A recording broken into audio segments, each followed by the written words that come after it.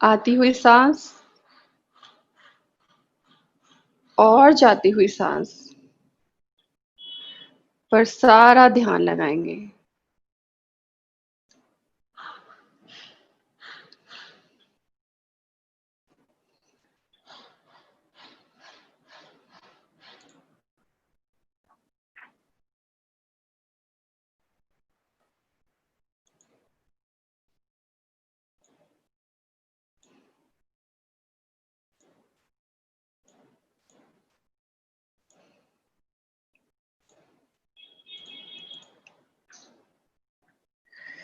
जैसे जैसे हमारा ध्यान हमारे अंतर मन की तरफ लगेगा, हम गहराई में जाएंगे।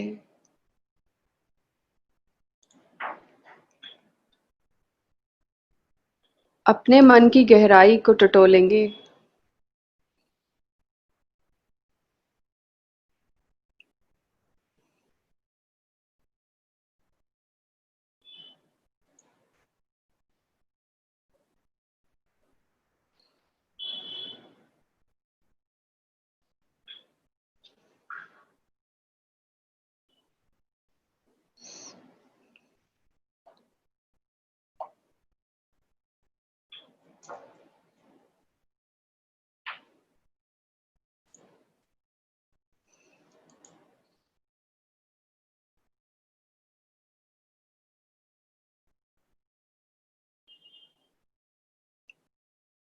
ध्यान श्वासों पर ही रखेंगे।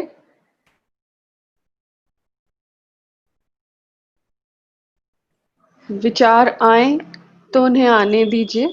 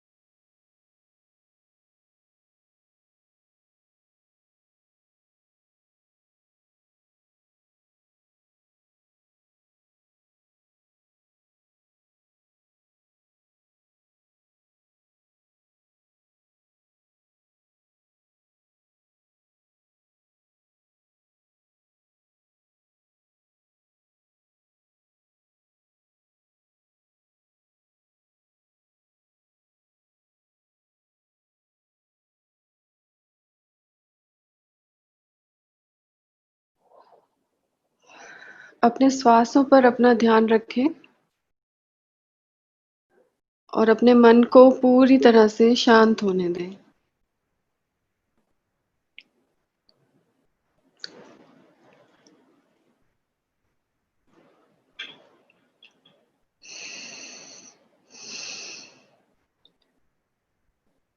जैसे जैसे आपका मन शांत होगा,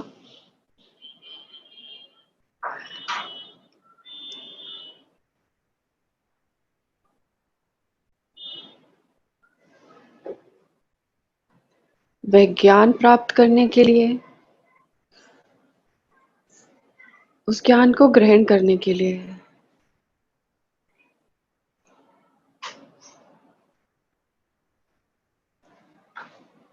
धीरे धीरे तैयार होगा। हर समझी हुई बात, हर सुनी हुई बात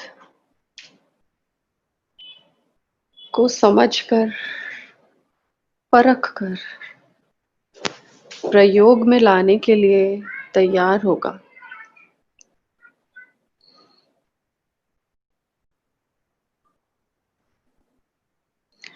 आप देखेंगे कि जैसे जैसे आपका ध्यान आपके श्वासों पर बना रहेगा, आपका मन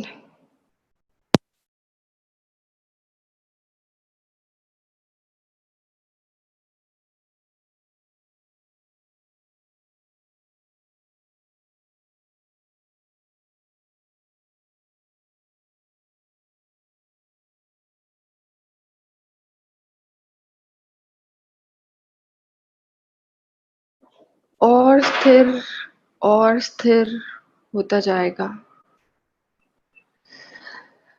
और इस स्थिर मन की अवस्था में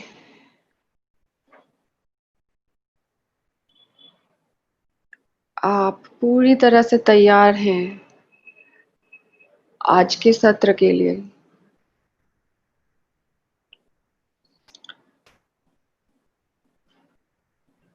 आज हम पूरे समर्पण के साथ सत्र को शुरू करेंगे, ताकि कही हुई हर बात, सुनी हुई हर बात को अपने रोजमर्रा की जिंदगी में प्रयोग में लाकर अपने आत्मा के उत्थान के इस रास्ते पर आगे बढ़ पाए। हर छोटे छोटे उस कदम के साथ आगे बढ़े और बड़ी उपलब्धियां प्राप्त करें। इस निष्ठा के साथ धीरे धीरे अपने ध्यान को वापस अपने श्वास पे लाते हुए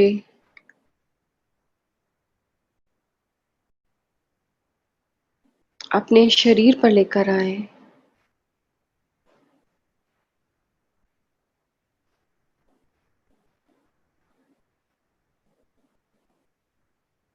और इस प्रेजेंट मोमेंट में, वर्तमान के इस पल में वापस आ जाएं।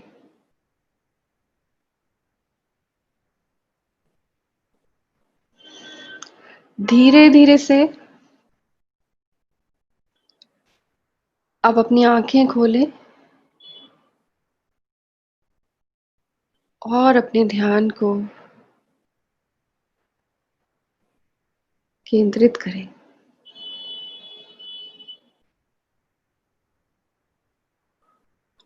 So I welcome you all back to today's session.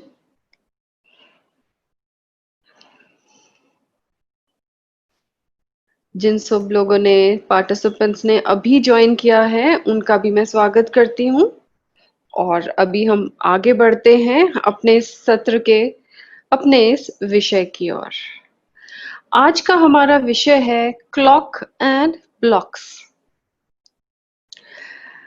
बहुत ही डीप विषय है, बहुत ही गहन विषय है, जो दिखने में बहुत सिंपल लगेगा और समझने में भी बहुत सिंपल लगेगा, प्रयोग करने में भी बहुत सिंपल लगेगा। लेकिन जब आप अच्छे से इस नॉलेज को, इस सत्र में पाई गई नॉलेज को अपने जीवन में प्रयोग करेंगे, तो एक बहुत बड़े लेवल का परिवर्तन आप अपनी जिंदगी में ला सकते हैं। बहुत ज्यादा समय नहीं लगाऊंगी, हम सत्र के लिए शुरू करते हैं। सबसे पहले आप सबको मैं ये बताना चाहूंगी कि जो विषय का महत्व और मीनिंग क्या है। जब हम क्लॉक की बात करते हैं, क्लॉक रिप्रेजेंट्स टाइम, समय को रिप्रेजेंट करता है क्लॉक। क्लॉक का मतलब है समय, काल। और ब्लॉक का मतलब है वह ब्लॉक्स, वह रेजिस्टेंसेस, वह ऑब्स्टेकल्स, वह प्रॉब्लम्स जो हमें रोजमर्रा की जिंदगी में फेस करनी पड़ती हैं। यह ऑब्स्टेकल छोटी भी हो सकती हैं, जो कि हमें पल पल सहनी पड़ती है, और बड़े लेवल की ऑब्स्टेकल्स भी हो सकती हैं जो हमारे डिजायर्स या फिर हमारी कामनाओं को पूरा होने के बीच में आती हैं, जो उन्हें पूरा नहीं होने देती हैं। यह हेल्थ के इश्यूज हो सकते हैं, यह फाइनेंसेस के इशू हो सकते हैं, यह रिलेशनशिप्स के इशू हो सकते हैं।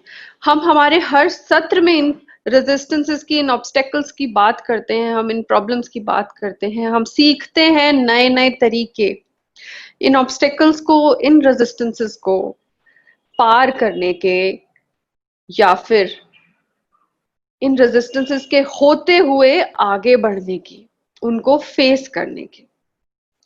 और यहां जो टाइम है उसका अपना एक महत्व है। टाइम एक नंबर है।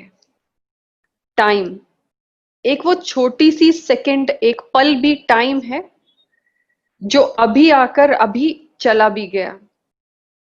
और वो युगों युगों लंबा, हजारों लाखों सालों का जो टाइम पीरियड है, वो भी टाइम है, वो भी समय है। समय का अपना अपना महत्व है।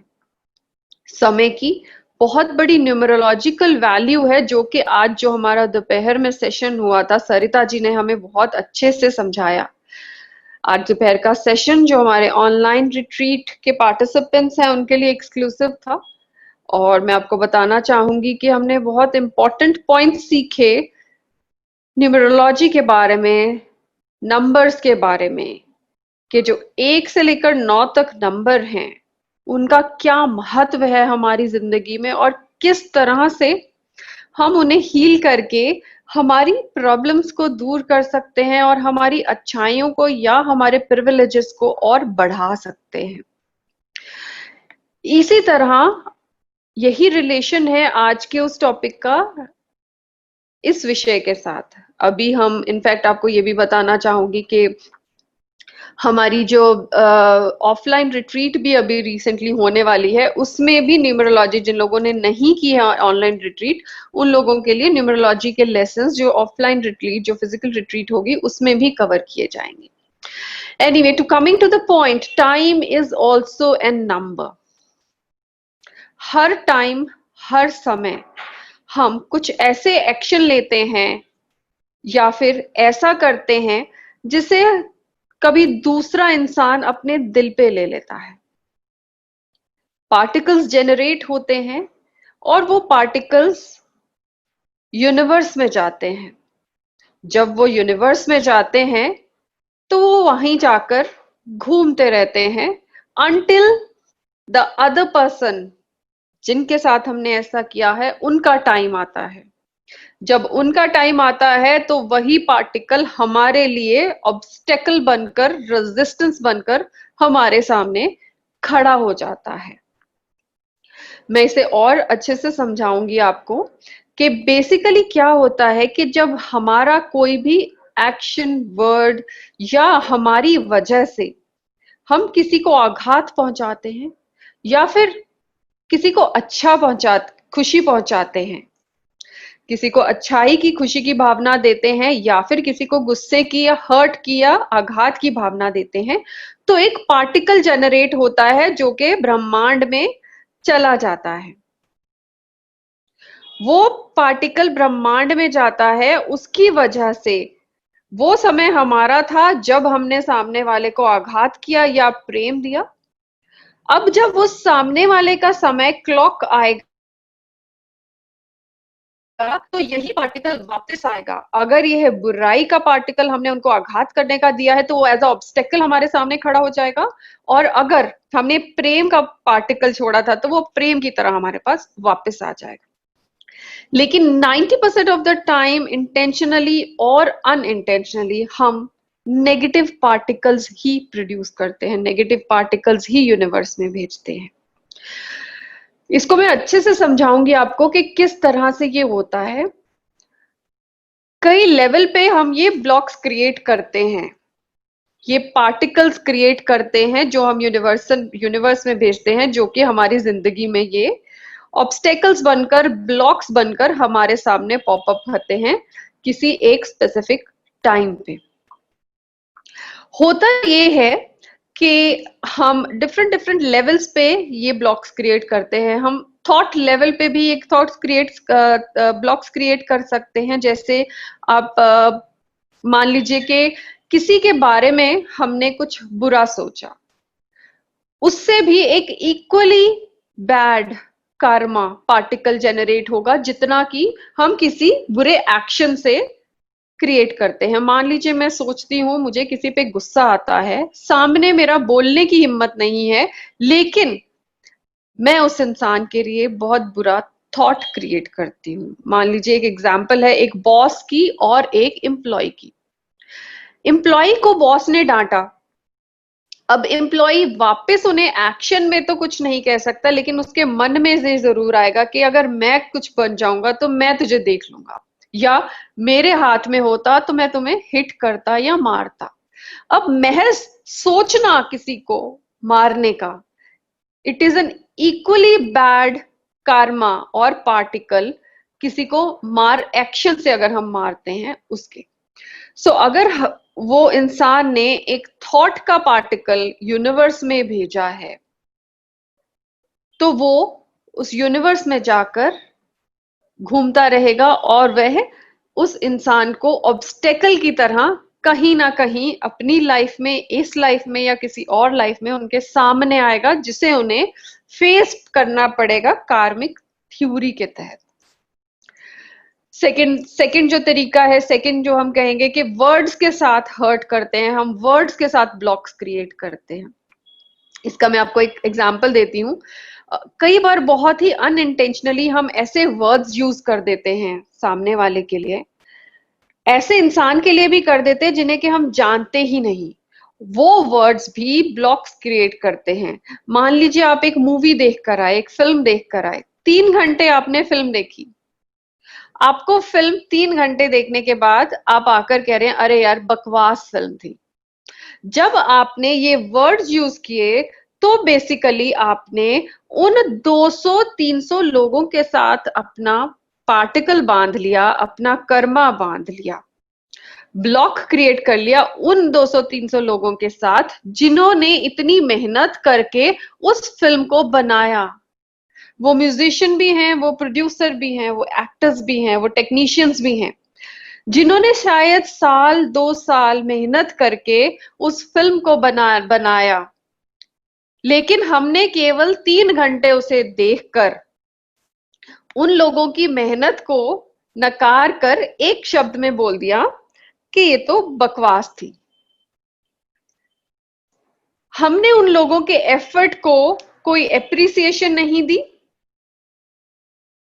हमने उनके एफर्ट को इनफैक्ट बकवास बोलकर ऐसा पार्टिकल यूनिवर्स में भेजा, ऐसी वाइब्रेशन भेजी जो उन 200 लोगों के साथ हमारा कर्मा बांध गई। अब ये 200 लोगों का कर्मा हमारी लाइफ में ब्लॉकेज बनकर वापस आता है। इसके और एग्जाम्पल भी मैं आगे आपको दूंगी। इसके अलावा नेक्स्ट जो है वो टोनालिटी है। टोनालिटी वर्ड से भी ज्यादा पावरफुल रीजन है ब्लॉक्स क्रिएट करने का।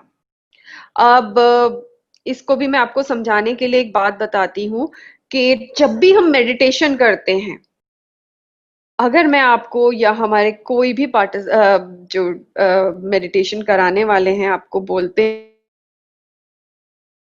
हैं, बहुत प्यार से वो आपको बोलते हैं कि आप अपनी आंखें बंद कर लीजिए, आप अपने ध्यान को अपनी सांसों की ओर लेकर जाएं, आप अपने ध्यान को अपने मन की ओर लेकर जाएं, तो आप उसी प्यार से, उसी वाइब्रेशन ऑफ लव से, कंपैशन से उस मेडिटेटिव स्टेट में पहुंचते हैं।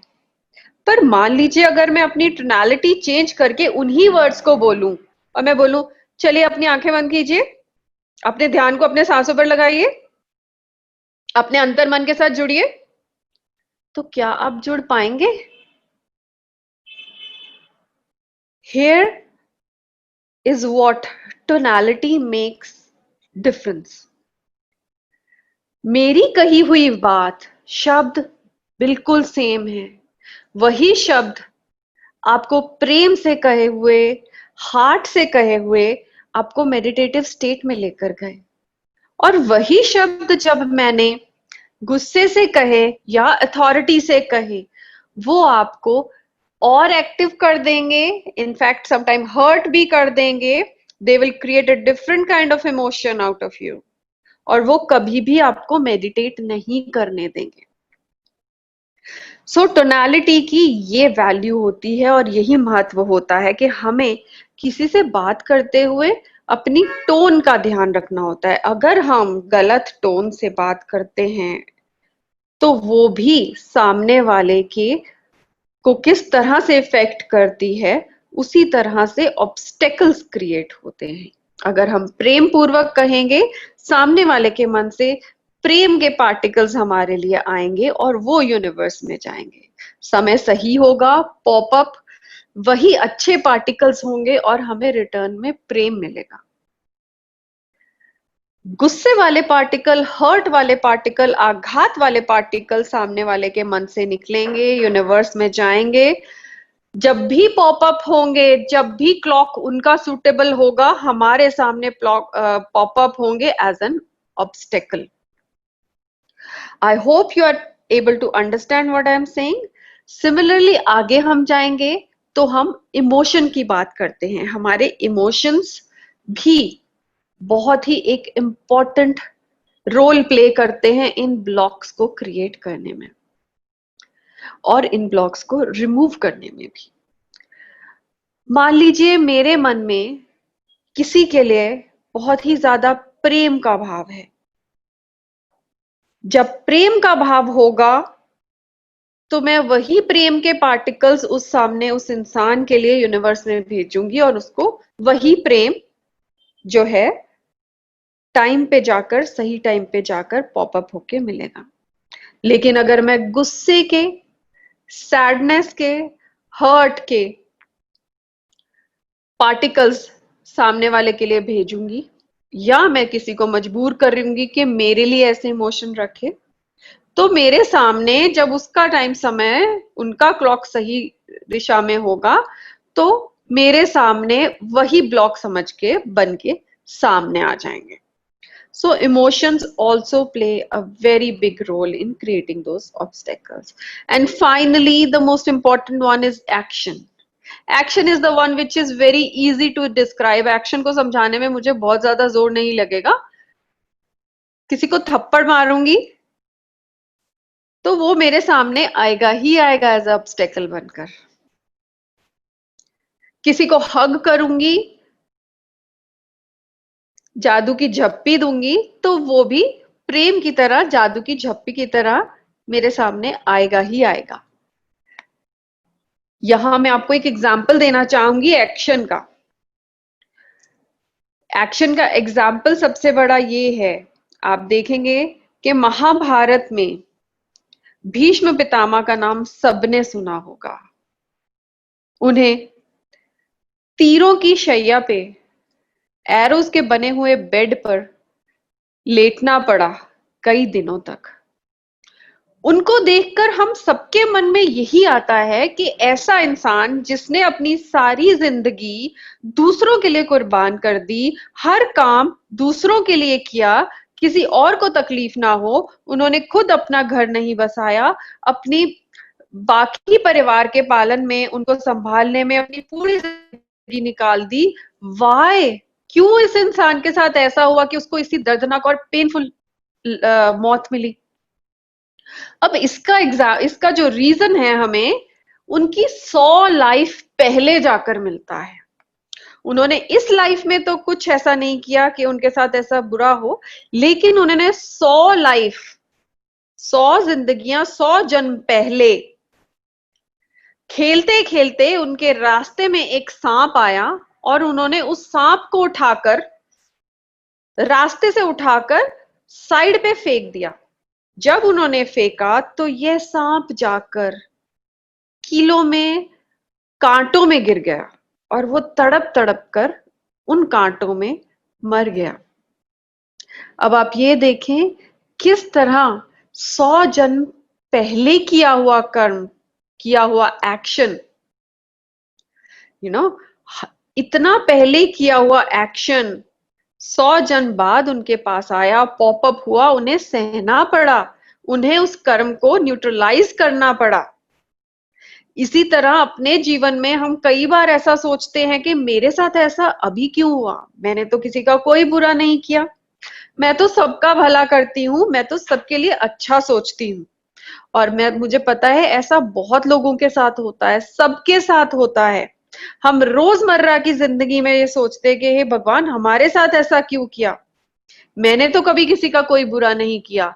बेसिकली हमने अपनी याददाश्त में किसी के साथ बुरा नहीं किया है, लेकिन हमारे सबकॉन्शियस माइंड में, हमारे पुराने जन्मों में, अनकॉन्शियस माइंड में और इस यूनिवर्स में ऐसे पार्टिकल घूम रहे हैं जो हमारे पुराने एक्शंस की वजह से प्रकट हुए हैं, पैदा हुए हैं। हमें उन पार्टिकल्स को सहना ही पड़ेगा, उन ऑब्स्टेकल्स को फेस करना ही पड़ेगा। इसीलिए ऐसी चीजें हमारे सामने पॉपअप होती हैं, आ जाती हैं क्लियरेंस के लिए। हम अगर महात्मा बुद्ध का एग्जाम्पल लें तो महात्मा बुद्ध ने समाधि में बैठकर अपनी 645 लाइव्स को देखा। उन्होंने उन सब लाइव्स के ब्लॉक्स को देखा जो टाइम टाइम पे क्रिएट हुए गए थे, और उन्होंने इस लाइफ में उन सभी ब्लॉक्स को क्लियर किया और निर्वाणा की प्राप्ति की। सो ये पार्टिकल्स हमारे ऑरा में और यूनिवर्स में सालों सालों अनंत काल तक प्रेजेंट रहते हैं, वो कहीं घूमते नहीं हैं।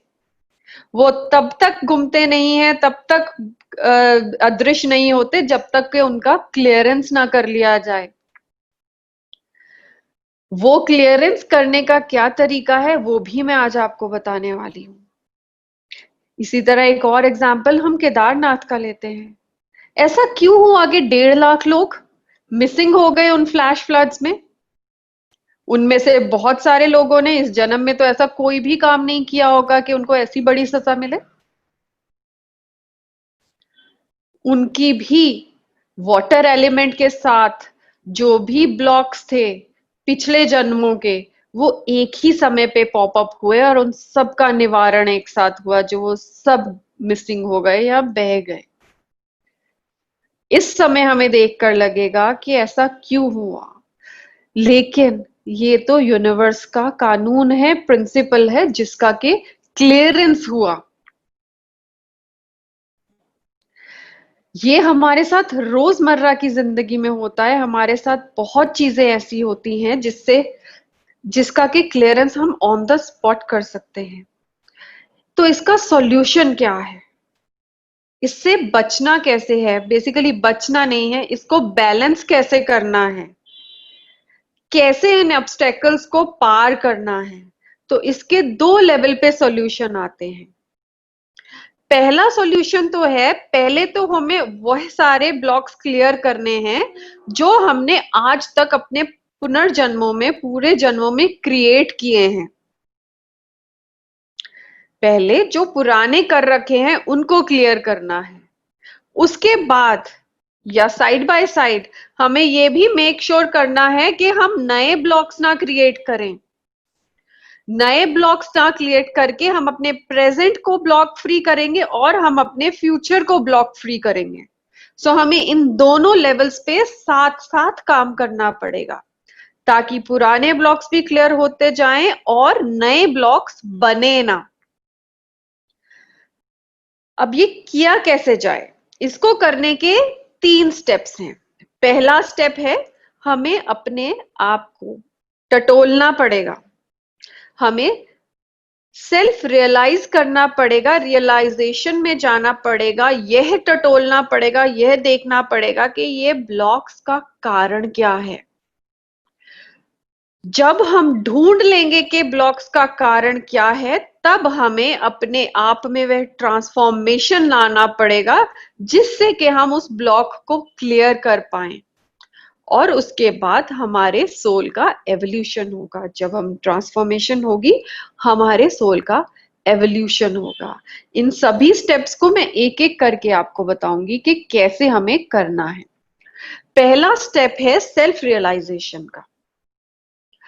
सेल्फ रियलाइजेशन कि मैंने अगर कोई काम किया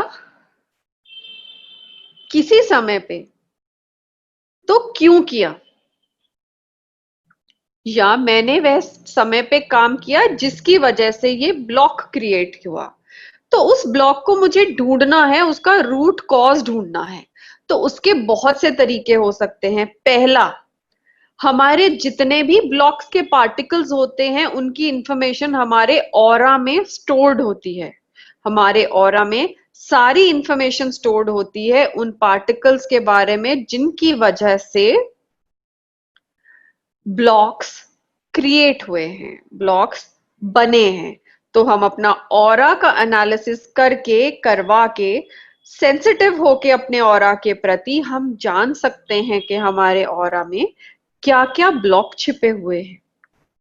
अगर हमें खुद सेल्फ एनालिसिस ऑरा का करना मुश्किल हो रहा है तो हम एक्सपर्ट्स की हेल्प ले सकते हैं। अपने ऑरा को with the help of aura analysis techniques हम उसे चेक करवा सकते हैं और उसमें लगे हुए उनमें जो भी ब्लॉक्स हैं, उसमें जो स्ट्रीम्स हैं, लीकेजेस हैं, उन सबको एनालाइज करके देख सकते हैं, मान सकते हैं कि किस तरह की पार्टिकल ब्लॉकेज है। और हमें हमें ये भी इंफॉर्मेशन मिल जाती है कि किस चक्रा लेवल पे ब्लॉकेज है, किस इमोशन लेवल पे वो ब्लॉकेज है, एनर्जेटिक लेवल पे क्या ब्लॉकेज है, और ये ब्लॉकेज आने वाले समय में हमें किस तरह की तकलीफ दे सकती है। ये सारी इंफॉर्मेशन हमें ऑरा से मिल सकती है। सो ये एक तरीका है अपने ब्लॉक पार्टिकल्स को पता करने का।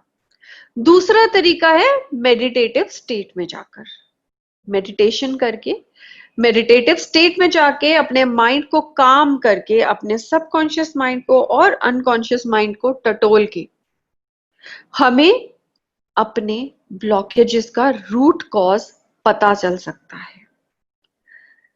बिकॉज हमारे माइंड में, हमारे अनकॉन्शियस सबकॉन्शियस माइंड में सारी मेमोरीज, हमारे सब जन्मों की मेमोरीज रिकॉर्डेड हैं, स्टोर्ड हैं। आपने पहले बहुत सारे सेशंस में subconscious mind, unconscious mind, super conscious mind के बारे में सुना है। मुझे नहीं लगता कि बहुत ज्यादा एक्सप्लेन करने की जरूरत है, आप बहुत अच्छे से इस चीज को समझ गए होंगे। यहां पर यह पॉइंट आता है कि अगर कोई ऐसा ब्लॉक है जो बहुत ही डीप लेवल पे फंसा है, जो हमें मेडिटेटिव स्टेट में भी नहीं पता चल पा रहा, तो उसके लिए PLR की प्रोसेस है, पास्ट लाइफ रिग्रेशन की प्रोसेस है। हम पास्ट लाइफ रिग्रेशन करके भी अपने उस ब्लॉक को ढूंढ पाएंगे, समझ पाएंगे, देख पाएंगे और उसका निवारण करने का टेक्निक समझ पाएंगे। मेडिकल लेवल पे, फिजिकल लेवल पे अगर हेल्थ के कोई हमें ब्लॉक्स हैं तो उसका मेडिकल टेस्ट के साथ पता चल पाएगा। हम मेडिकल टेस्ट करवाते हैं जिसमें हमें पता चलता है, जैसे अगर ब्लड टेस्ट कराया जाए तो उसमें पता चलता है कि किस लेवल पे ब्लॉकेज है जिसकी वजह से किसी ऑर्गन में हमें प्रॉब्लम आ रही है। सो मेडिकल टेस्ट के द्वारा भी हम अपने ब्लॉक्स का पता कर सकते हैं। और एक सर का बहुत एक इंपॉर्टेंट मैसेज ये है कि हमें कर्मा लेवल पे हमें ये जो ब्लॉक्स हैं उन्हें युगों के हिसाब से समझने की जरूरत है।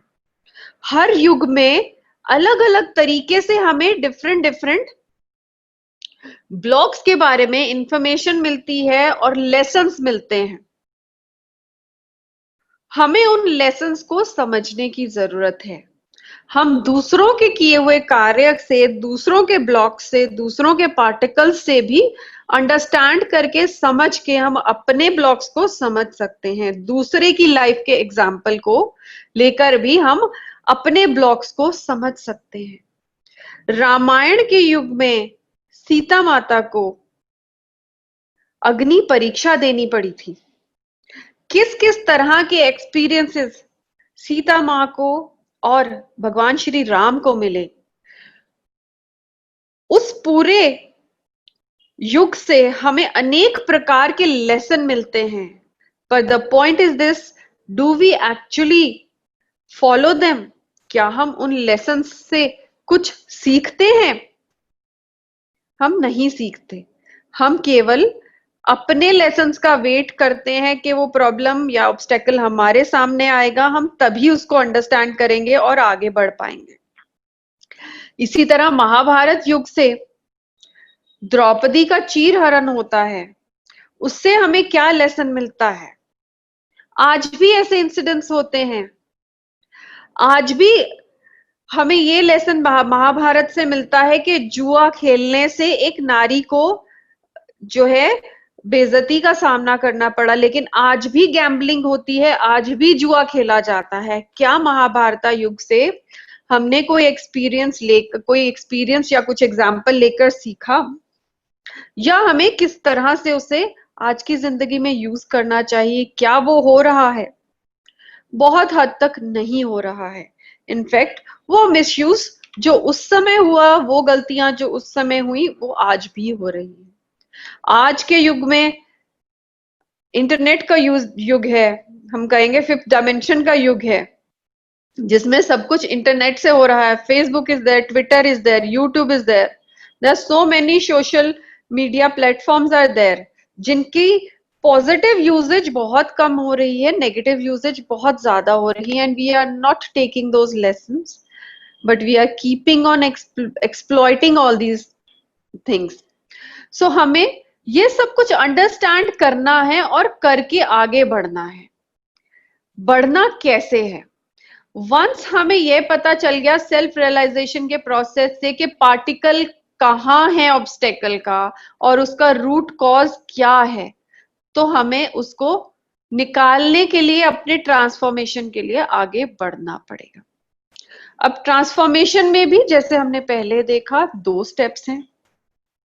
पहला स्टेप है हमें पास्ट के ब्लॉक्स को क्लियर करना है, जो पास्ट के पार्टिकल्स हैं उनको क्लियर करना है। उसके लिए एकमात्र तरीका है फॉरगिवनेस का। फॉरगिवनेस बहुत ही एक इंपॉर्टेंट और एक पावरफुल टूल है, जो कि हमें हमारे कर्मा बैलेंस के लिए, कर्मा हीलिंग के लिए और ब्लॉक्स को दूर करने के लिए यूज में हम ला सकते हैं। अब फॉरगिवनेस को सीख करने के भी बहुत से तरीके हैं। हम बैठकर मेडिटेशन करके उस सोल के साथ अपना कनेक्शन बनाकर फॉरगिवनेस कर सकते हैं। लेकिन अगर वही फॉरगिवनेस, आप किस्मत वाले हैं, अगर आप रियलाइज करें कि आपको जिंदगी में ये ब्लॉक आ रहा है, इस पर्टिकुलर सोल की वजह से आ रहा है, और वो सोल फिजिकली आपके सामने प्रेजेंट है, फिजिकली इस लाइफ में कहीं ना कहीं प्रेजेंट है, सो आप बहुत ही किस्मत वाले हैं। उस अपॉर्चुनिटी को यूज कीजिए, उठिए और फिजिकली जाकर फॉरगिवनेस सीख कीजिए। मेरे लिए बोलना बहुत आसान है, लेकिन करना उतना ही मुश्किल है। किसी इंसान से फॉरगिवनेस सीख करना बहुत मुश्किल है, और यही चीज अगर आप कर पाएं, आप एक्चुअली अपने उस ब्लॉक को कर पाएंगे और अपनी ऑब्स्टेकल को क्लियर कर पाएंगे।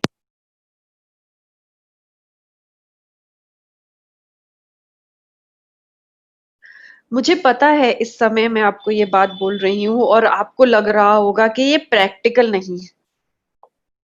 ऐसा इंसान जिसके प्रति आपने कभी बुरी भावना रखी हो, आपने कभी बुरा विचार रखा हो, या आपने कभी बुरा एक्शन लिया हो, ऐसा इंसान अगर फिजिकली इसी वर्ल्ड में है, तो उनके पास जाकर उनके सामने माफी मांगने के लिए बहुत ही ज्यादा हिम्मत और गट्स की जरूरत है। हो सकता है आज मुझे भी अगर करना पड़े तो मुझे 100 बार सोचना पड़ेगा, लेकिन आई एम टेलिंग यू, यह सोचना, 100 बार सोचना इज वर्थ इट। कमरे में बैठकर मेडिटेटिव स्टेट में उस इंसान से माफी मांगना और आगे बढ़ने की सोचना will take much much more time. लेकिन आप फिजिकल लेवल पे अगर अपने इस ब्लॉक को क्लियर करके फॉरगिवनेस सीख कर पाए उस इंसान से, तो आपका ब्लॉक बहुत ही जल्दी क्लियर हो पाएगा। Just give a thought to it और ट्राई टू डू ये जो मैंने आपको बताया है। अगर आप ये करेंगे तो I am telling you, you are 100% going to get best results and the kind of satisfaction and clearance, karma clearance you will get is unmatchable. Anyway, so in case the person, the soul is not physically present, then we will go into that meditative state and seek forgiveness. होपोनोपो करेंगे, forgiveness seek करेंगे, closure करेंगे. ये सभी processes जो हैं clearance के आप इन 4 महीनों में सीख चुके हैं. So you have to decide which will go best for you. Choose that, clear that block, clear that obstacle and move forward. So now coming to the present, कि हमें ऐसा क्या करना है कि हम आगे और ब्लॉक्स क्रिएट ना करें. And this is one thing which I have told you right in the beginning. This is very easy to do, जो हम अपनी रोजमर्रा की जिंदगी में हर पल यूटिलाइज करके अपनी लाइफ को, अपने फ्यूचर को उन ब्लॉकेजेस से, उन ऑब्स्टेकल से मुक्त करा सकते हैं. हमें ऑब्जर्व करना है वह 5 सोर्स ऑफ ब्लॉकेज जिनके बारे में हमने शुरू में सुना. Emotion, thought, words, action and tonality. हमें कुछ भी बोलने से पहले, सोचने से पहले, एक्शन लेने से पहले इन चीजों के बारे में सोचना है कि क्या हम वो एक्शन, वो थॉट, वो वर्ड, वो tonality, is it coming from heart? अगर हाँ है तो आगे बढ़िए, अगर ना है तो टेक अ पॉज. हमें गुस्से से, फायर एलिमेंट से कोई भी थॉट जनरेट नहीं करना है. हमें कोई भी वर्ड अपने मुंह से नहीं बोलना है. हमें किसी भी टोन, वह टोन जो फायर एलिमेंट से उत्पन्न हुई हो, गुस्से से, एग्रेशन से उत्पन्न हुई हो, हमें उस टोनालिटी से नहीं बोलना है. हमें ऐसा एक्शन नहीं लेना है जो फायर एलिमेंट से प्रभावित हो या फायर एलिमेंट से उत्पन्न हो रहा. This is as simple as this. I am repeating again. कोई भी विचार मन में आता है, दिमाग में आता है, तो पहले आपको उसको ऑब्जर्व करना है कि क्या ये आपके दिल से आ रहा है, क्या ये प्रेम से भरा हुआ है या नहीं. अगर वह प्रेम से भरा हुआ है, दिल से आ रहा है, तो गो अहेड विद इट. लेकिन अगर वह गुस्से से आ रहा है, एग्रेशन से आ रहा है, फायर एलिमेंट से प्रभावित है, तो उसे वहीं रोक दीजिए. यहां मैं आपको रोकने के लिए इसलिए नहीं बोल रही हूं. रोकने का मतलब ये है stop it there for time. Pause लीजिए. उसे हमें अपने अंदर दबाना भी नहीं है. बिकॉज अगर हम दबाएंगे तब भी वह किसी ना और किसी तरीके का ब्लॉक क्रिएट करेगा. हमें केवल पॉज लेना है, अंडरस्टैंड करना है, उसे हायर पर्सपेक्टिव के साथ देखना है, उसे समझना है और उसके बाद एक्शन लेना है. और मैं आपको ये गारंटी करती हूं कि जब ये आप पॉज लेंगे और ये प्रोसेस करेंगे तो वो जो फायर एलिमेंट है वो अपने आप कम हो जाएगा. वह फायर एलिमेंट अपने आप शांत हो जाएगा और within this process you will definitely come to the heart. आप अपने आप ही हार्ट तक पहुंचेंगे और आपका एक्शन, आपकी इमोशन, आपके वर्ड्स, आपकी टोनालिटी आपके हार्ट से निकलेंगे.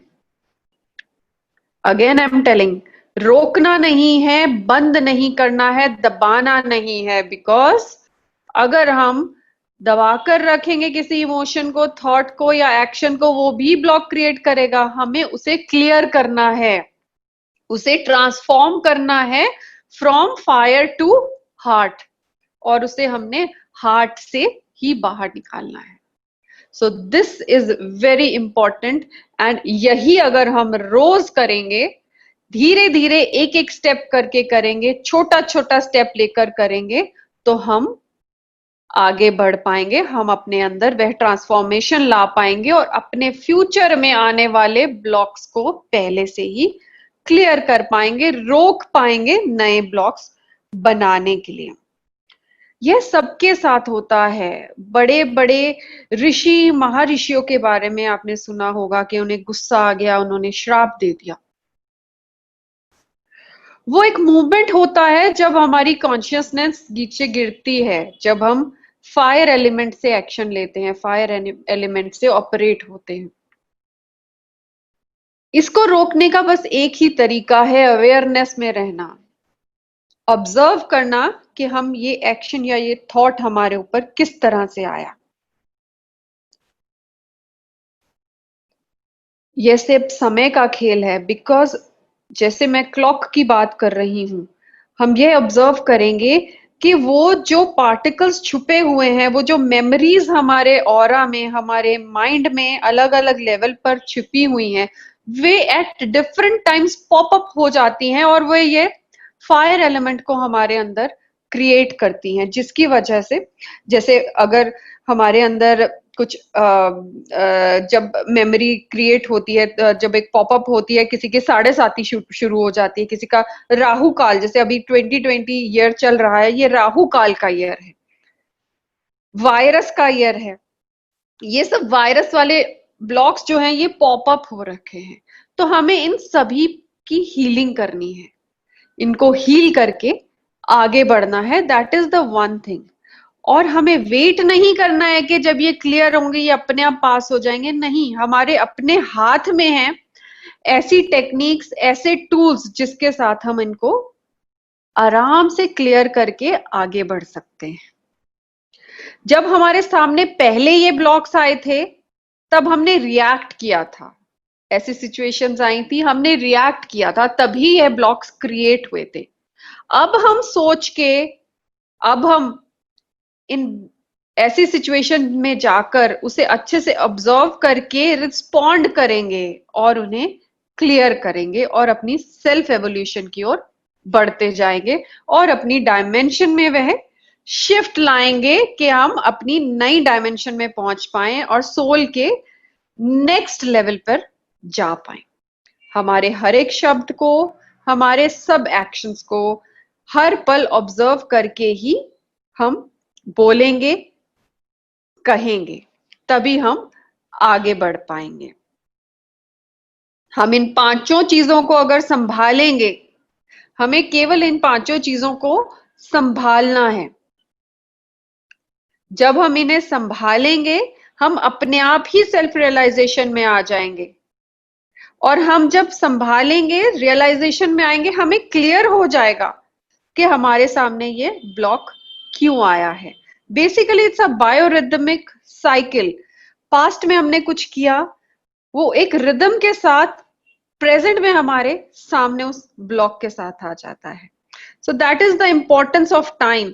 तो हम ये नहीं कह सकते कि हमारे सामने कुछ पॉपअप होगा ही नहीं, पास्ट की चीजें पॉपअप होती रहेंगी, लेकिन हमें केवल उनको ध्यान से एनालाइज करके, ऑब्जर्व करके, क्लियर करते हुए, हील करते हुए आगे बढ़ते जाना है।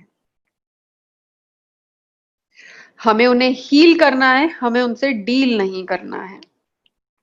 आपकी चॉइस है डील करना चाहें, लेकिन मेरा सजेशन है कि healing is definitely better, because when we heal them we create that vibration of love, जिसकी वजह से उसका क्लियरेंस और बैलेंसिंग बिना पेन के होती है। When we deal with it, तो क्लियरेंस जो है वो पेन से होती है। So that is all about it, जो आज मुझे डिस्कस आपके साथ करना था। अब हम इसकी प्रैक्टिकल की ओर आगे बढ़ेंगे। सो इन प्रैक्टिकल जो हमने डिजाइन किया है, डॉक्टर शाह ने डिजाइन किया है स्पेसिफिकली आपके लिए, तो जो हमारे पास्ट के ब्लॉकेजेस हैं उनको क्लियर करने के लिए ये जो प्रैक्टिकल है, ये मेडिटेशन है, सर ने डिजाइन की है। इसमें हम अपने पास्ट के जो ब्लॉकेजेस हैं उनको रिकॉग्नाइज करेंगे, उनके रूट कॉज को रिकॉग्नाइज करेंगे और उनको क्लियर करेंगे, हील करेंगे आगे बढ़ने के लिए। हमारे जो ब्लूप्रिंट है, हमारे ऑरा में जो छिपा हुआ है, जो ऑरा में ब्लूप्रिंट है, हम उसको आज हील करेंगे और उसमें से ब्लॉकेजेस का क्लियरेंस करेंगे। So I hope you all are ready for it. So कुछ मुझे पता है कि कोई डाउट अगर किसी के मन में है तो मेडिटेशन के वक्त आपका डाउट डेफिनेटली क्लियर हो जाएगा, और फिर भी कुछ डाउट होगा तो हम doctor Shah is with us, तो मेडिटेशन के बाद will have a question answer round, तो उसमें आप सर से डिस्कस कर पाएंगे। So before we start with our meditation, मैं आपको बताना चाहूंगी, बहुत इंपॉर्टेंट इन्फॉर्मेशन है। कल सर ने भी आपको बताया है कि हमारी ऑनलाइन रिट्रीट अनाउंस हो गई है जो कि इस वीकेंड पे है। एंड ज्यादा महत्वपूर्ण आपको बताने की बात यह है कि बहुत पॉसिबिलिटी है कि this is going to be the last online retreat, because अब हमारी ऑफलाइन रिट्रीट जो फिजिकल रिट्रीट है वो भी अनाउंस हो चुकी है, which is definitely going to be a very important retreat after lockdown. जो है वो पहली रिट्रीट होगी और इसमें बहुत मेजर लेवल की क्लियरेंस और हीलिंग होने वाली है। And unfortunately because of this covid situation and government restrictions, हमें बहुत ही कम नंबर ऑफ कैंडिडेट्स को एक्सेप्ट कर पाएंगे इस रिट्रीट के लिए। सो आप सब लोगों को रिक्वेस्ट है कि आप उसके लिए अप्लाई करें। और अनदर इम्पॉर्टेंट पॉइंट इज कि उस रिट्रीट के लिए एक प्री रिक्विजिट है, एक पहले रिक्वायरमेंट है कि जो लोग ऑनलाइन रिट्रीट कर चुके हैं वही ऑफलाइन रिट्रीट में जा पाएंगे। इसलिए you make use of this opportunity. ये जो 22 से 24 तक हमारी ऑनलाइन रिट्रीट है, आप इसे ज्वाइन करें और एलिजिबल हो हमारी ऑफलाइन रिट्रीट के लिए। और इनफैक्ट ऑफलाइन रिट्रीट के लिए भी क्योंकि लिमिटेड सीट्स हैं, kindly go and gate yourself registered.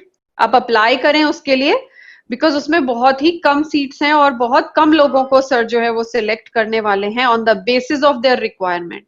जिसकी कार्मिक रिक्वायरमेंट, क्लियरिंग रिक्वायरमेंट ज्यादा होगी, केवल वही जा पाएंगे उसमें। उसके लिए एप्लीकेशन के लिए रजिस्ट्रेशन ओपन है। काइंडली आप किसी भी टीम मेंबर से कंसल्ट करके अपनी रजिस्ट्रेशन करवाएं और उससे उसके पहले जो ऑनलाइन रिट्रीट की रिक्वायरमेंट है उसे पूरा करें।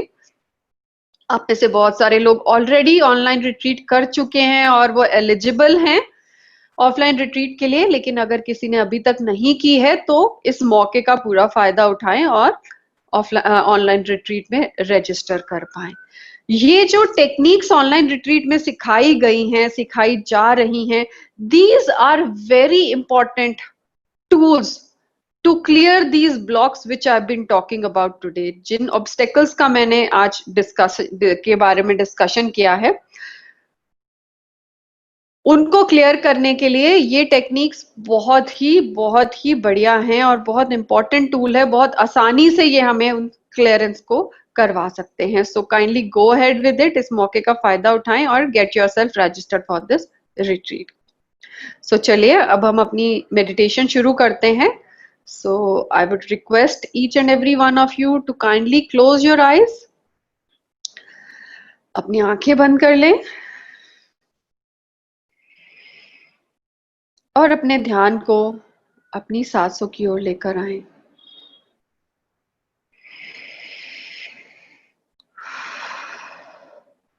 तीन गहरी सांसें लें। Breathe in and out. Breathe in and out.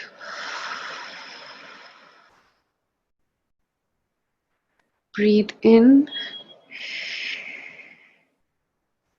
And out.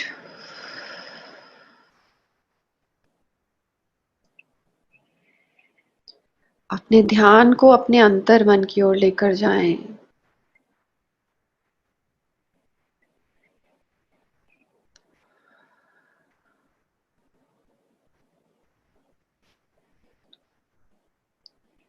ध्यान को अंतर मन के जोड़ दें।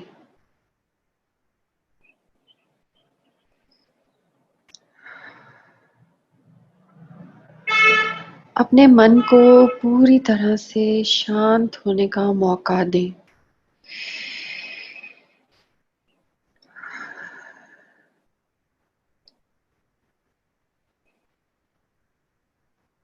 आप महसूस करेंगे कि आपका मन धीरे धीरे धीरे धीरे शांत हो रहा है।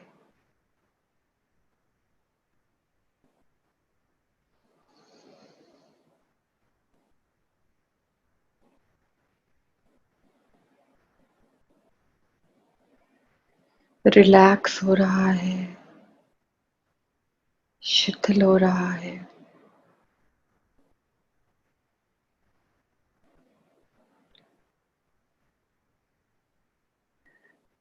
विजुलाइज कीजिए कि आप एक बहुत ही खूबसूरत बगीचे में हैं।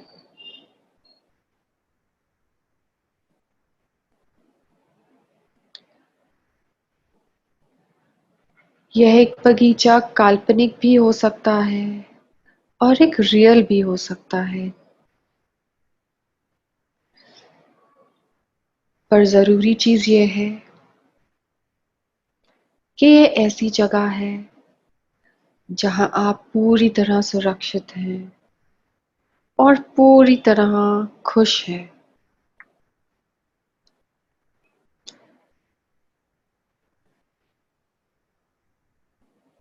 ऑब्जर्व करें उस ब्यूटीफुल ग्रास को, सुंदर घास को जो आपके पैरों के नीचे है।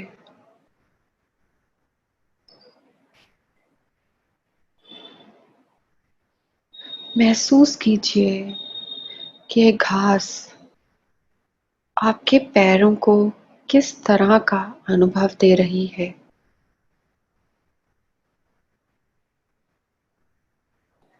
घास पे गिरी वह ठंडी ओस की बूंदें आपके पैरों को आराम दे रही हैं। इस घास पर चलें और आगे बढ़ें।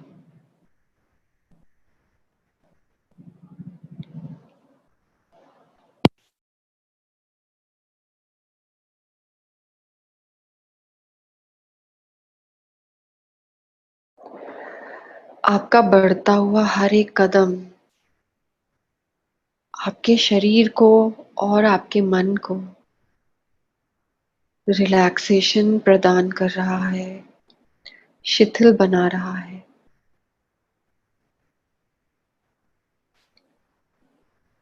आगे देखेंगे तो आपको बहुत ही खूबसूरत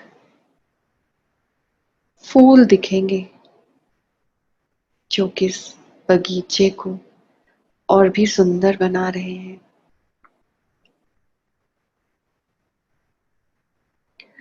इन फूलों को ध्यान से देखें। यह किस तरह के फूल हैं? इनका रंग क्या है? यह कोई एक रंग के भी हो सकते हैं या बहुत रंग बिरंगे फूल भी हो सकते हैं। जरूरी यह है कि यह फूल आपके मन को शांति दे रहे हैं, आराम पहुंचा रहे हैं।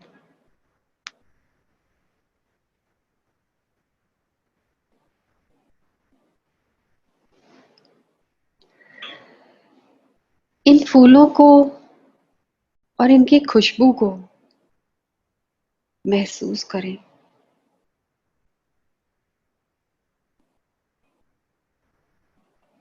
इन फूलों की महकती खुशबू आपके मन को और भी ज्यादा आनंदित कर रही है, खुश कर रही है,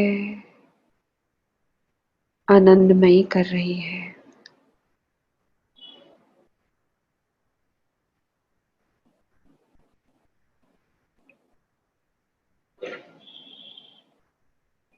इस आनंद के एहसास को लेते हुए अब हम आगे बढ़ेंगे। थोड़ा और आगे बढ़ेंगे तो देखेंगे कि एक सुंदर सा पानी का फुव्वारा इस बगीचे के बीचों बीच है।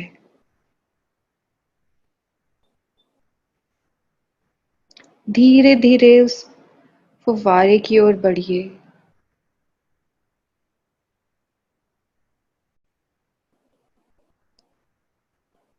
जैसे जैसे आप उस फुव्वारे के पास पहुंचेंगे,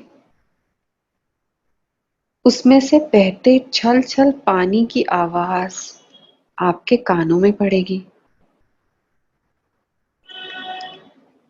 इस आवाज को ध्यान से और प्रेम पूर्वक सुने।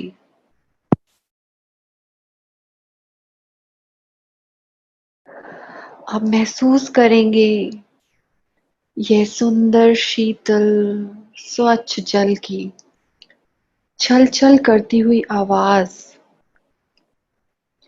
आपके मन को शांत कर रही है।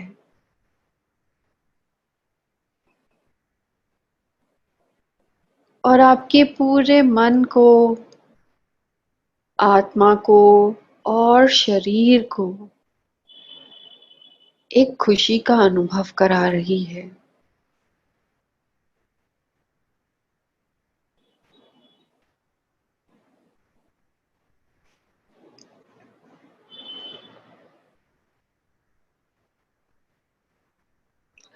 इस अनुभव को पूरी तरह ग्रहण करके हम आगे की ओर बढ़ेंगे।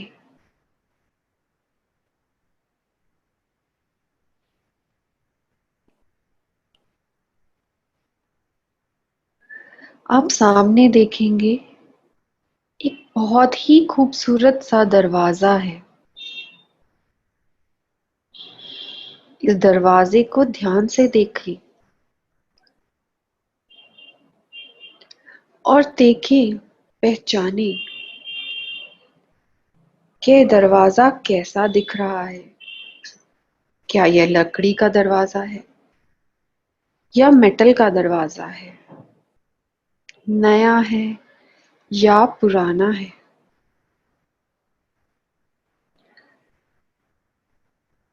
इस दरवाजे के पीछे आपके जीवन की वह एक इम्पोर्टेंट महत्वपूर्ण सिग्निफिकेंट मोमेंट छिपी है, जिसने आज के समय में आपके जीवन में उस ब्लॉक को, उस ऑब्स्टेकल को क्रिएट किया है, जन्म दिया है। और आज आप इस भावना के साथ कि उस मोमेंट को हील करना है और आज के इस ब्लॉक को और ऑब्स्टेकल को क्लियर करना है, इस भावना के साथ इस दरवाजे के अंदर जाने के लिए तैयार हैं।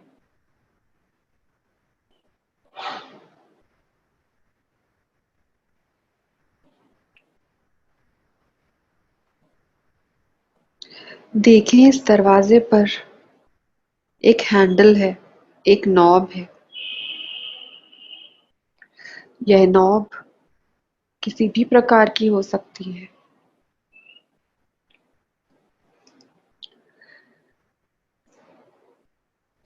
धीरे धीरे अपने हाथ को इस हैंडल की ओर लेकर जाएं और इस हैंडल को थाम लें। महसूस कीजिए कि इस हैंडल का स्पर्श आपके हाथ में किस प्रकार का एहसास दे रहा है। क्या यह ठंडा है या गर्म है? क्या यह मेटल से बना है या लकड़ी से बना है?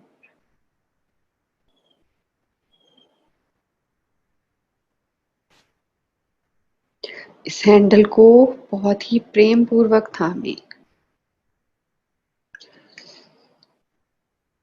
जैसे ही मैं 1 से 3 गिनूंगी, आप इस हैंडल को घुमाएंगे और दरवाजे को खोलकर इस दरवाजे के पार जाएंगे। एक, हैंडल को कस के पकड़े। दो, हैंडल को घुमा दे। तीन, हैंडल को खींचकर दरवाजा खोलें और दरवाजे से पार जाएं। देखें आप उस समय में, उस मोमेंट में, उस महत्वपूर्ण समय में पहुंच गए हैं जहां पर आपके आज के ब्लॉक का कोर रीजन है। उस क्लॉक में पहुंच गए हैं जो आपके आज के ब्लॉक का रीजन है। ध्यान से देखें और ये मान लें कि आप यहां पर पूरी तरह सुरक्षित हैं, आपके मास्टर्स आपके साथ हैं। बहुत ही ध्यान से इस सिचुएशन को, इस मूवमेंट को ऑब्जर्व करें।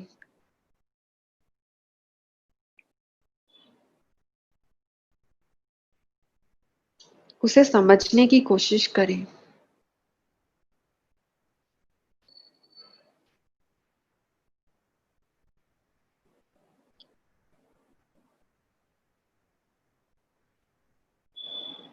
और इस समय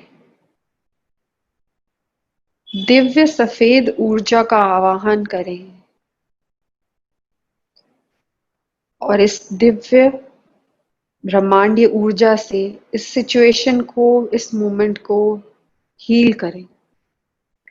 जो हीलर्स हैं वह इस समय रेकी और करुणा रेकी का आवाहन करते हुए, एंजल्स आर्कएंजल्स का आवाहन करते हुए सभी हीलिंग सिंबल्स को इस सिचुएशन में यूज करें और इस सिचुएशन को हील करें।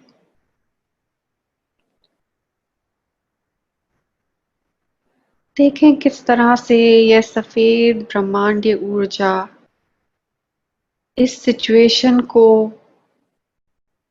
हील कर रही है, क्लियर कर रही है।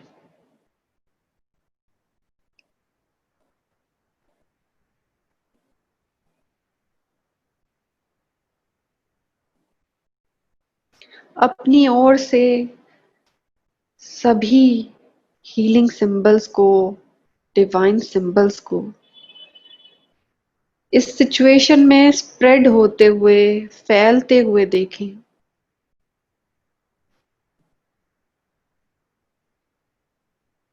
धीरे धीरे, धीरे धीरे पूरी जगह, पूरी सिचुएशन सफेद ऊर्जा से भर गई है और डिवाइन सिंबल से भर गई है। इस समय आप तैयार हैं फॉरगिवनेस सीख करने के लिए, क्षमा याचना करने के लिए। इस सिचुएशन को, इस सिचुएशन में प्रेजेंट सभी आत्माओं को अपने तहे दिल से माफी मांगे। कहें, आई एम सॉरी, मुझे माफ कर दीजिए। प्लीज फॉरगिव मी, मैं आपसे क्षमा मांगती हूँ। आई लव यू, मैं आपसे अत्यंत प्रेम करती हूँ, स्नेह करती हूँ। एंड आई थैंक यू, और मैं आपका बहुत बहुत धन्यवाद करती हूँ। ये बहुत पावरफुल प्रेयर है जो आपके इस ब्लॉक को क्लियर करने में आपको मदद करेगी। अपने मन की गहराई से फॉरगिवनेस सीख करते रहें, क्षमादान मांगते रहें, जब तक कि यह सिचुएशन आपके ब्लॉक्स को पूरी तरह क्लियर नहीं कर देती। I am sorry, please forgive me, I love you and I thank you. I am sorry. Please forgive me. I love you and I thank you. मुझे माफ कर दीजिए। मैं आपसे क्षमा मांगती हूँ। मुझे आपसे बहुत स्नेह है। मैं आपका बहुत धन्यवाद करती हूँ।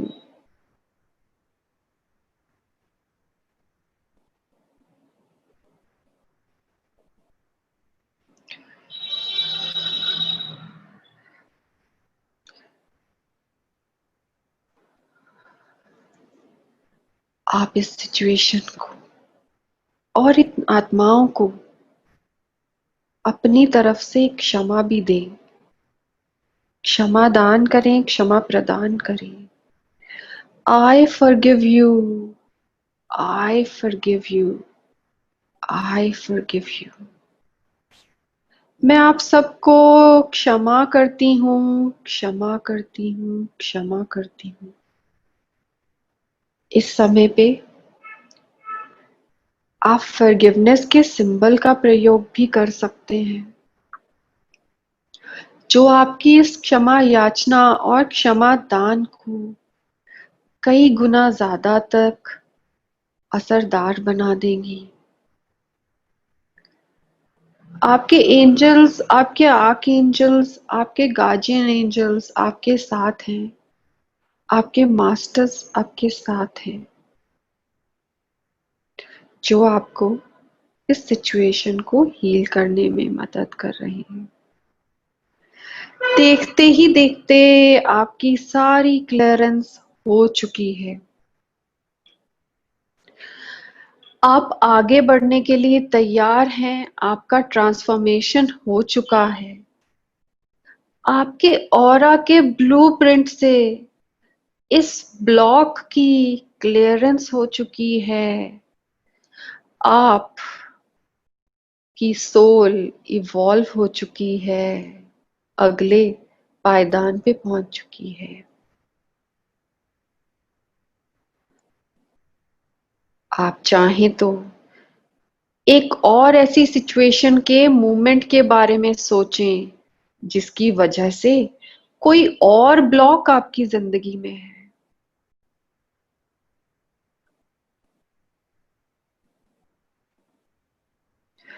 उस ब्लॉक के रूट कॉज, उस ब्लॉक के क्लॉक मूवमेंट की ओर बढ़ें।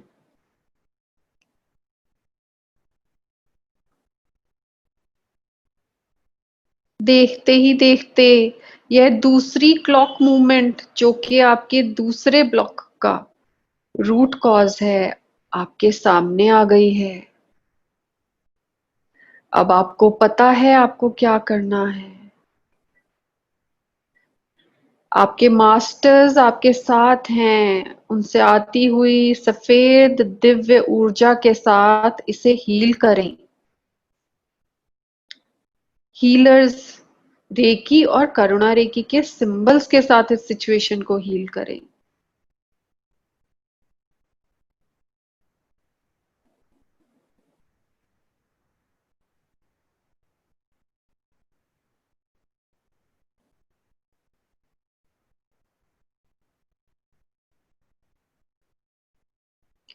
देखते ही देखते यह सिचुएशन भी पूरी तरह से सफेद दिव्य ऊर्जा से भर गई है, सभी दिव्य सिंबल से भर गई है और हील हो रही है। आप इस समय क्षमादान और क्षमा याचना करके इस हीलिंग की प्रक्रिया को पूरा करें।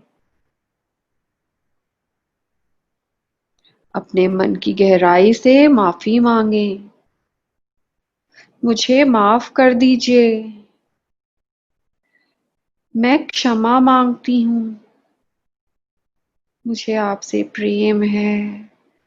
मैं आपका धन्यवाद करती हूँ।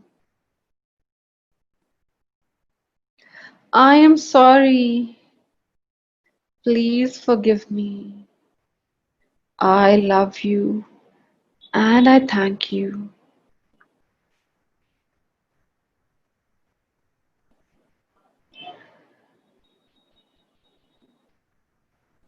मैं तुम्हें क्षमा करती हूँ, मैं आपको क्षमा करती हूँ. I forgive you, I forgive you, I forgive you. Forgiveness के सिंबल्स का प्रयोग कीजिए और इस प्रोसेस को और असरदार बना दीजिए.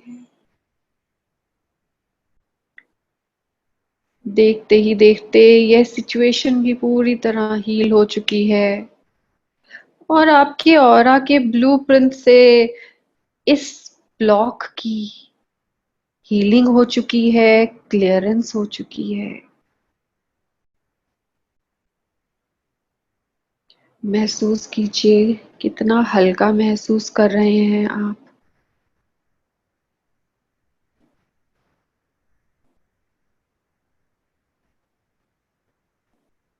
कितना आजाद महसूस कर रहे हैं आप.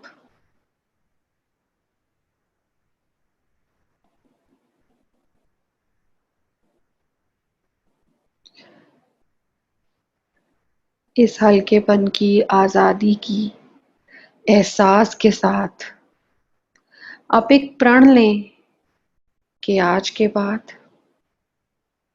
आप हर समय, हर पल जागरूक रहेंगे.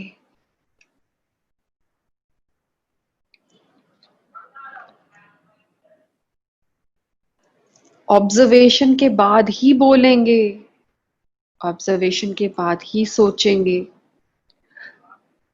अपनी बातों को, अपने विचारों को, अपनी टोनालिटी को, अपने एक्शंस को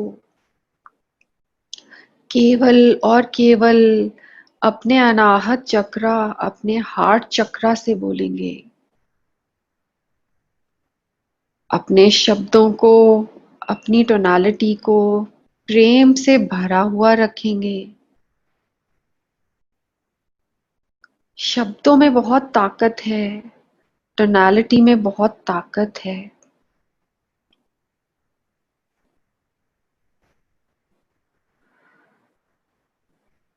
आपकी टोनालिटी मैग्नेटिक होती है, वह एक्टिव होती है.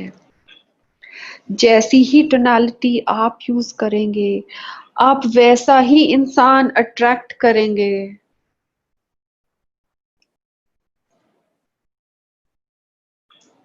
सो आज के बाद हम हर बोल, हर भावना, हर टोन, हर एक्शन को हार्ट से, हृदय चक्र से ही निकलाएंगे. इस प्रण के साथ हम अपनी वापसी की यात्रा शुरू करेंगे. With this freshness, this feeling of bliss, freedom, and happiness will start coming back to our physical body. हम अपने देवी देवताओं का धन्यवाद करेंगे. हम रेकी और करुणा रेकी का धन्यवाद करते हुए धीरे धीरे वापस आएंगे.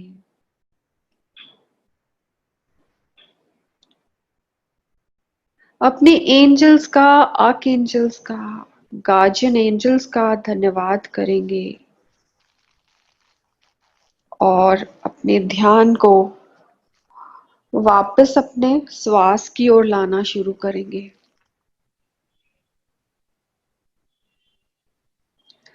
हम अपनी आत्मा का धन्यवाद करेंगे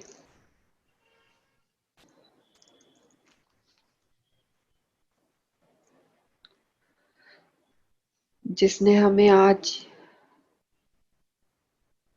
इस अद्भुत अनुभव को लेने का मौका दिया. हम धन्यवाद करेंगे उन सभी आत्माओं का, उन सब सिचुएशंस का जिनके साथ हमने ब्लॉक्स की क्लियरेंस की. धीरे धीरे अपने ध्यान को श्वासों की ओर रखेंगे। धन्यवाद करेंगे उस क्लॉक का, समय का, टाइम का।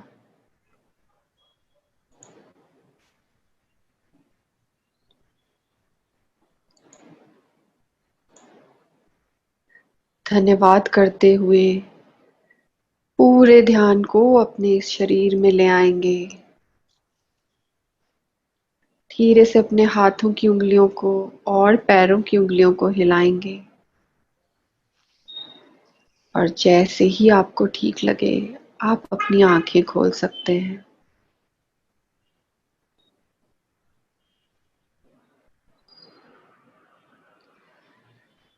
So we welcome all back. Thank you, sir. Thank you very much. I hope सबने बहुत एंजॉय किया और बहुत अच्छा एक्सपीरियंस रहा। काफी चीजें आज आपने थियोरेटिकली क्लियर कर दी और प्रैक्टिकल भी करवाया कि किस तरह से हम अपने इश्यूज को डिसॉल्व कर सकते हैं। सो समय बहुत हो गया है, तो जी। 5 मिनट्स तक हम कुछ क्वेश्चन आंसर्स लेंगे। So हम रिक्वेस्ट करेंगे हमारे पार्टिसिपेंट से, अगर कोई कोई क्वेश्चन पूछना चाहें या अपना एक्सपीरियंस शेयर करना चाहें तो अपना हाथ खड़ा कर सकते हैं। Can raise your hands.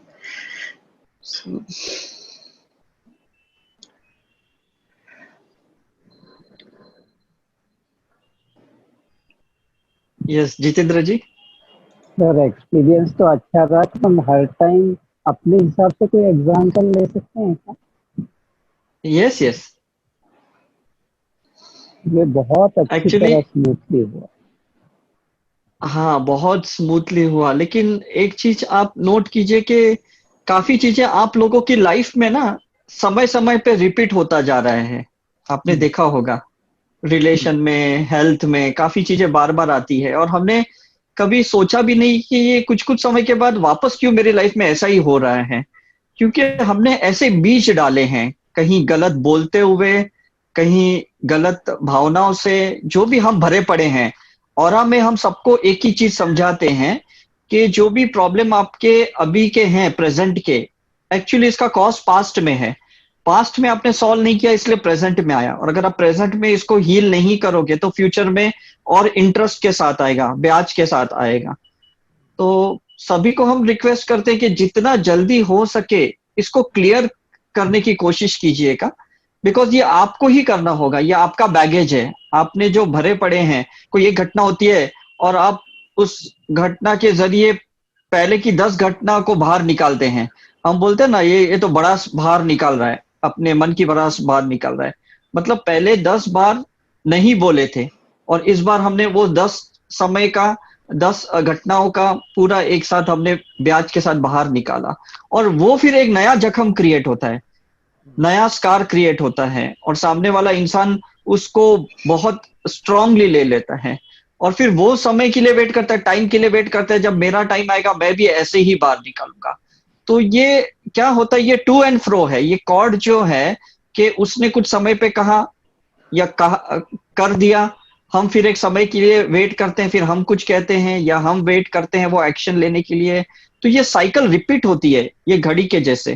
जैसे घड़ी का समय कभी खत्म नहीं होता, कल भी 6 बजे थे, आज भी 6 बजे हैं, आने वाले कल भी 6 बजेंगे। तो इसी तरह से हमारे प्रॉब्लम खत्म कभी नहीं होंगे अगर हम अपने आप को बाहर नहीं निकालते हैं, उस ब्लॉक्स को बाहर नहीं निकालते हैं। तो आज पूरे सेशन में नीतू जी ने समझाने की आपको यही कोशिश की कि सारे आपके ऑरा में, आपके डीएनए के इम्प्रिंट में, आपके सोमेटिक बॉडी में जो पार्टिकल्स हैं वो कहीं ना कहीं आपने ही क्रिएट की है और आपको ही उसको निकालना होगा।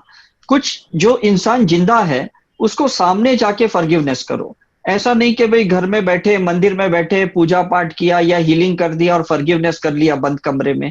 ऐसा नहीं है। अगर इंसान है तो इतनी गट्स रखो कि नहीं जाके हम सॉरी बोल दे करके, और अगर वो गट्स आ गई आप में तो समझ लो कि आप रियल स्पिरिचुअल हो करके। ना तो फेस करना पड़ेगा, जैसे महावीर ने फेस किया, जीसस ने फेस किया, ऐसे आपको भी फेस करना पड़ेगा। उसके लिए वेट मत करो, उसके पहले ही अगर हो सके तो सामने जाके माफी मांग लो।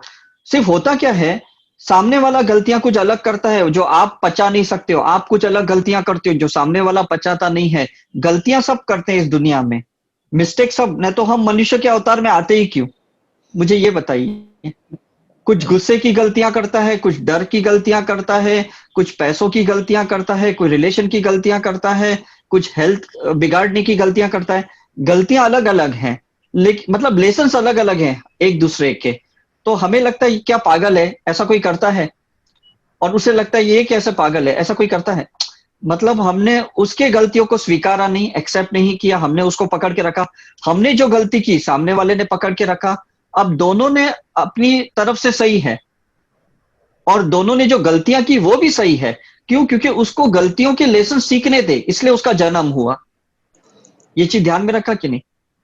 दोनों को गलतियां सीखना था, लेकिन अलग अलग गलतियां सीखना था। और हम एक ही छत के नीचे आते हैं, एक ही फैमिली में आते हैं, mother in law daughter in law एक ही घर में आते हैं, हस्बैंड वाइफ एक ही घर में आते हैं, बच्चे पेरेंट्स एक ही घर में आते हैं, और दोनों के लेसन्स अलग अलग हैं। तो आज हमें इन्होंने ये समझाया है कि किसी की भी कोई गलतियां हो, गिले शिकवा हो, हमें वो करना नहीं है, हमें उसे माफ करना है, और हमें माफी भी मांगनी है कि भाई ये मेरा लेसन था, मैं सीखने के लिए आया। जैसा कोई एक स्टूडेंट है, कॉमर्स में जाता है, कोई साइंस में जाता है, अब उसको साइंस का लेसन सीखना है, इसको कॉमर्स का लेसन सीख। तो ऐसा नहीं है क्या बेवकूफ है, कॉमर्स में कोई जाता है क्या, कोई फ्यूचर है क्या?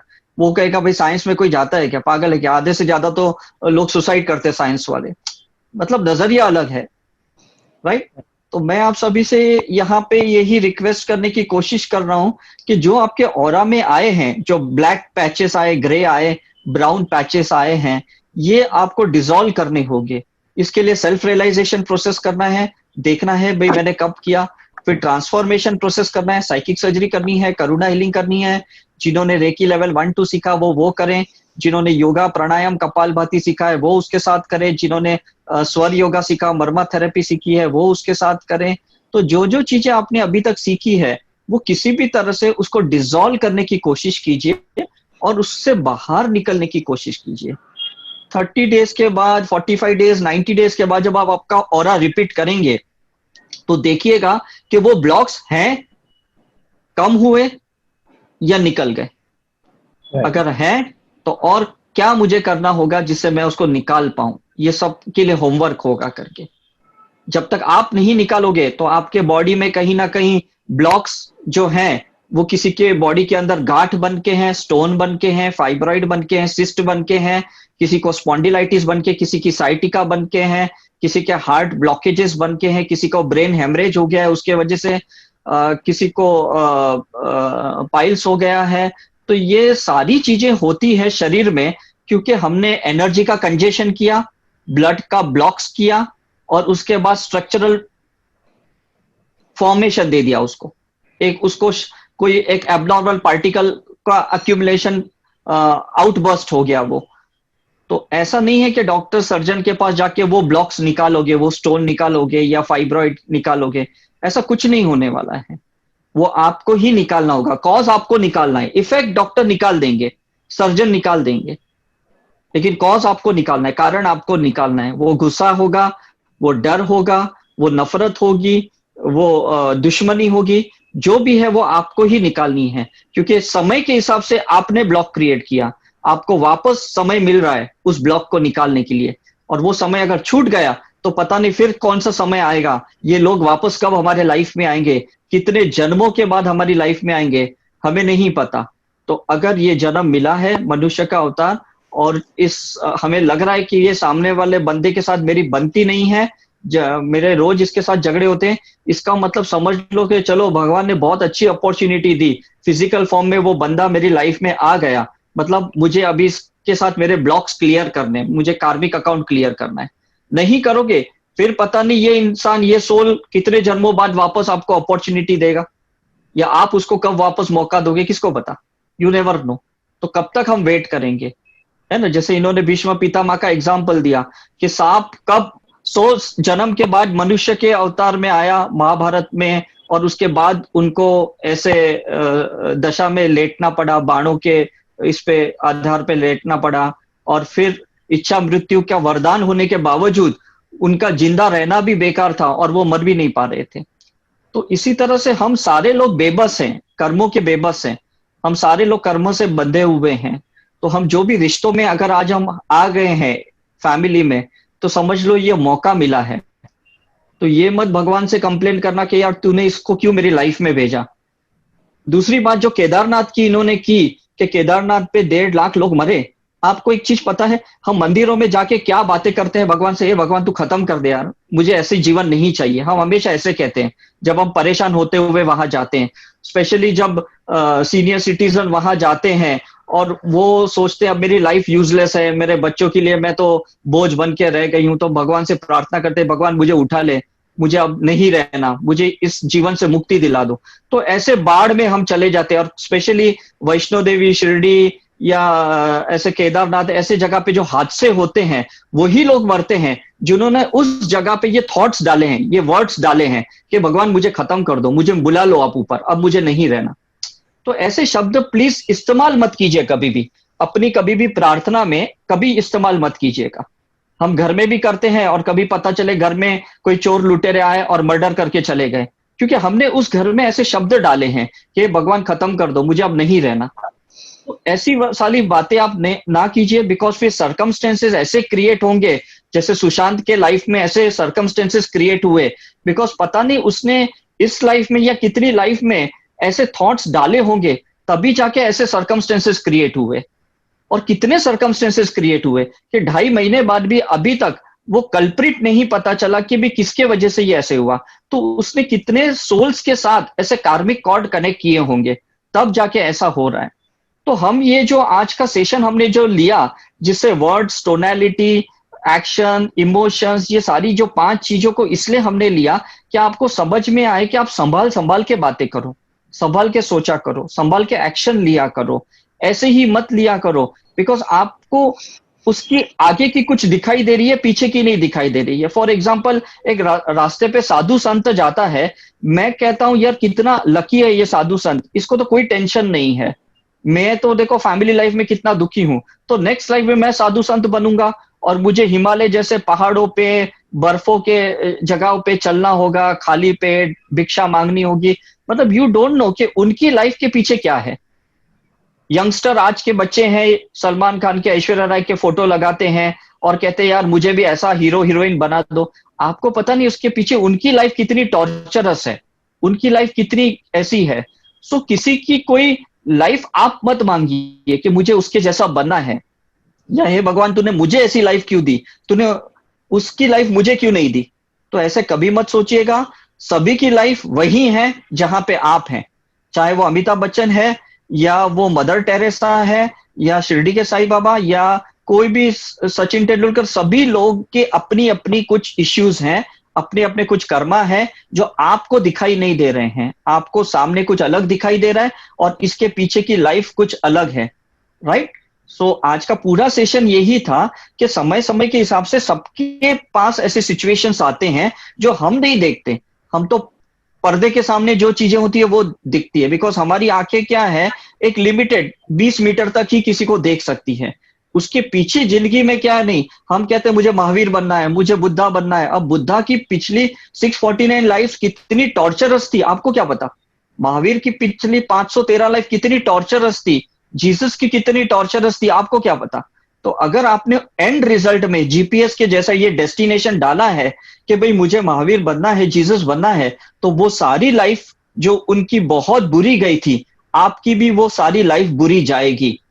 इससे तो प्रार्थना यही कीजिए कि मैं जहां पे भी हूं मैं बहुत अच्छा हूं और मुझे बस धीरे धीरे धीरे अपने पे काम करके मुझे डेस्टिनेशन पे पहुंचना है।